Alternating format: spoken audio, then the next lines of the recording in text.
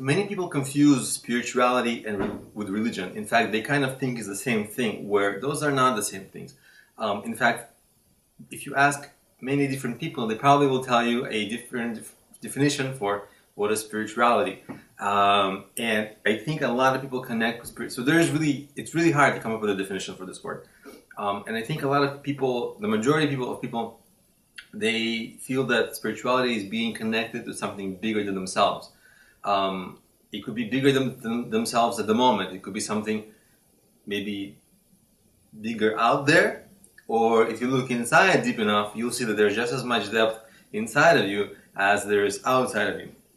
And whatever it is, that higher thing that you want to connect to, that's maybe spirituality. And I want to kind of bring in Plato into this, and Socrates, because I think his view on the connection of your body and your soul, and whether your soul exists, whatever, I think it's the most natural. It makes sense, and in some ways, and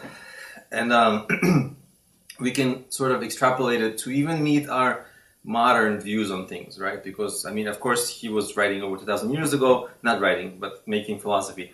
But somehow, some of the threads of his thoughts remained.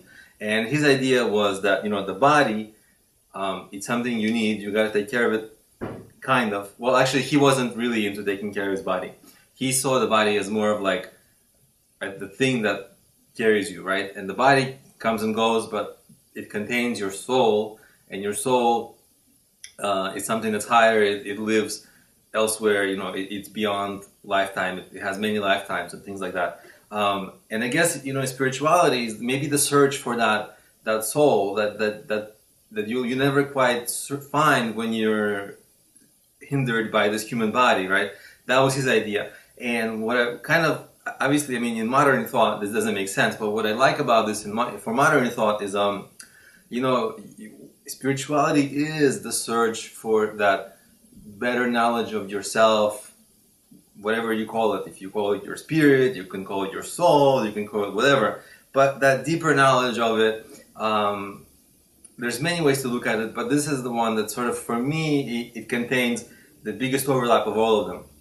So maybe let's keep that as our definition of spirituality, and a way to think about it in this course, and that will actually help us a lot when we look at other concepts.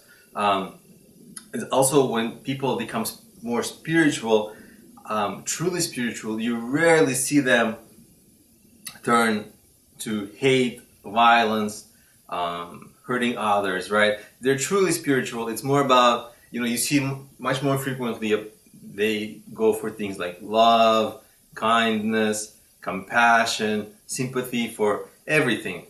Fellow man doesn't have to be the person of the same race, color, religion. Everybody, all men, animals, the earth, right, the environment. It's really, when you really become spiritual and when you really get to sort of understand what things are all about, people are far more inclined to go for those things I mentioned, like, kindness, compassion, helping others, things like that. So let's keep that as our broad sort of definition of spirituality and where it sort of generally leads people. And that will actually help us a lot to connect the dots as we go through different ideas and thoughts.